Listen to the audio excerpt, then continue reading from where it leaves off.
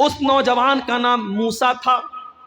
موسیٰ علیہ السلام بنی اسرائیل کے بیچ میں پیدا ہوئے، بنی اسرائیل میں پیدا ہوئے، اور فرعون کے درباریوں نے اس سے کہا تھا تیری حکومت میں ایک آدمی ایسا پیدا ہونے والا ہے جو تجھے قتل کر دے گا، جس سے تیری حکومت ختم ہو جائے گی۔ فرعون اپنے آپ کو رب کہتا تھا، لیکن اتنا بڑا ڈرپوک تھا کہ جیسے اس کے جادوگروں نے یہ بتایا، اس کے کائنوں نے یہ بتایا، فرعون نے آرڈر دے دیا کہ جتنے بچے بنی اسرائیل میں پیدا ہوں گے، لڑکی پیدا ہوگی تو چھوڑ دینا، لڑکا پیدا ہو تو مار ڈالنا۔ اب موسیٰ علیہ السلام پیدا ہوئے۔ اللہ اکبر! اللہ تعالیٰ کو بچانا ہوتا ہے تو کیسا انتظام کرتا ہے۔ موسیٰ کی ماں بیچاری پریشان ہے، فرعون کے آدمی آئیں گے میرے بچے کو قتل کر ڈالیں گے۔ اللہ نے فرمایا کہ اے موسیٰ کی ماں، اپنے بچے کو تو صندوق میں رکھ دے، فَأَلْقِيهِ فِي الْيَمِّ، اور اس کو پانی میں ڈال دے، وَلَا تَخَافِي وَلَا تَحْزَنِي، اور اے موسیٰ کی ماں تجھے ڈرنے کی ضرورت نہیں ہے، تجھے غمگین ہونے کی ضرورت نہیں ہے، إِنَّا رَادُّوهُ إِلَيْكِ وَجَاعِلُوهُ مِنَ الْمُرْسَلِينَ، تیرا بیٹا ہم تجھے واپس دلائیں گے اور تیرے بچے کو رسول بنائیں گے۔ ماں نے کلیجے پر پتھر رکھا اور اپنے دودھ پیتے بچے کو پیدا ہونے کے بعد ایک صندوق میں رکھا اور صندوق کو پانی میں ڈال دیا۔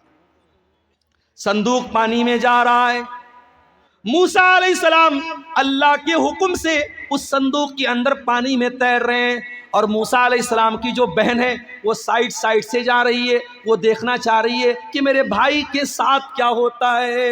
او بہنوں والوں، او جن کے گھروں میں بہنیں، اپنی بہنوں کا خیال کیا کرو۔ بہن سے زیادہ پیار کرنے والی ہستی ماں کے بعد سب سے زیادہ خیال کرنے والی بڑی بہنیں ہوتی ہیں، یا موسیٰ کی بڑی بہن ان کا کتنا خیال رکھ رہی ہے۔ جن کی بہنیں زندہ ہیں اللہ ان کی بہنوں کو سلامت رکھے۔ بہن بھائی کا پیار بھی بڑا اعلیٰ پیار ہوتا ہے، بڑے ظالم ہیں وہ لوگ۔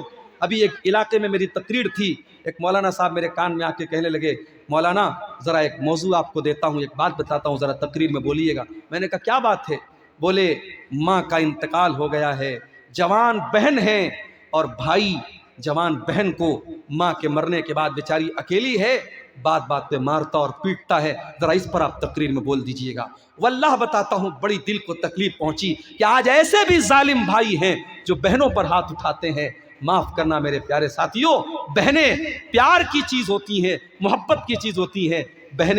بہنوں پر ظلم و ستم کرنے والے بڑے بزدل اور بڑے ڈرپوک اور بڑے کائر قسم کے لوگ ہوتے ہیں۔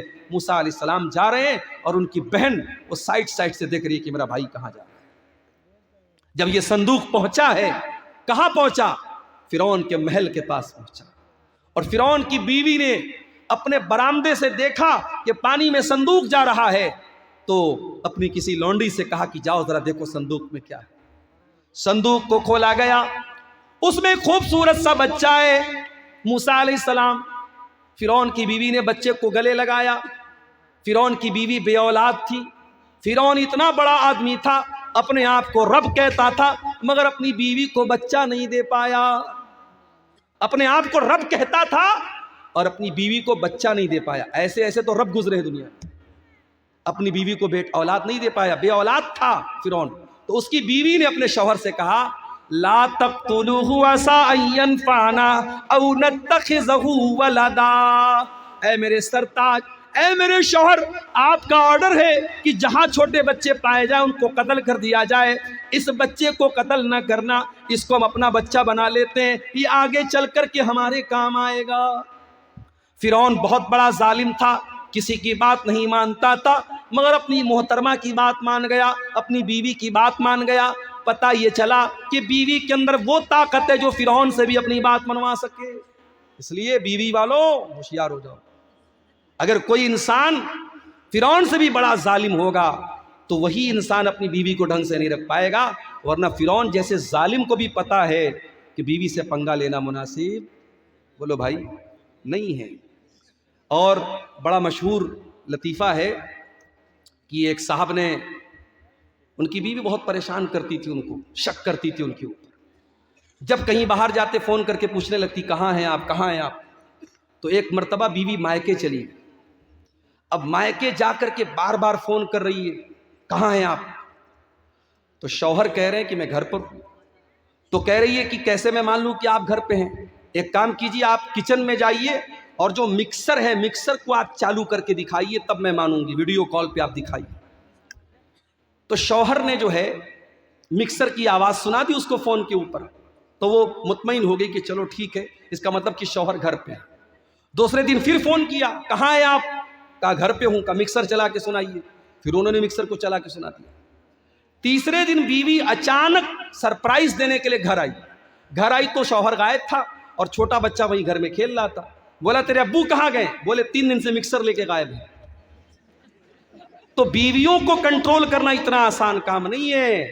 جب فرعون جیسے ظالم کی نہیں چلی تو ہماری اور آپ کی کیا چلے گی؟ اس کو بھی بات ماننی پڑی۔ کہا ٹھیک ہے، اگر تو کہتی ہے تو چل میں اس بچے کو پال لیتا ہوں۔ اور بعد میں وہی بچہ موسیٰ علیہ السلام بنتا ہے۔ لمبا واقعہ ہے، میں اس واقعے کی طرف نہیں جاتا ہوں۔ موسیٰ علیہ السلام جوان ہوئے اور اللہ تعالیٰ نے ان کو جسمانی اعتبار سے بھی طاقتور بنایا تھا۔ موسیٰ علیہ السلام نے دیکھا کہ ان کی قوم کا ایک انسان اور فرعون کی قوم کا ایک انسان دونوں آپس میں لڑ رہے تھے، تو موسیٰ علیہ السلام نے اپنی قوم کے آدمی کو بچانے کے لیے اور اس کا سپورٹ کرنے کے لیے قبطی کو ایک مکہ مارا، اور ایسا مکہ مارا کہ موسیٰ علیہ السلام کے مکے سے وہ انسان مر گیا۔ موسیٰ علیہ السلام کے مکے میں اتنی طاقت تھی کہ سامنے والا مر گیا۔ گٹکھا کھانے والا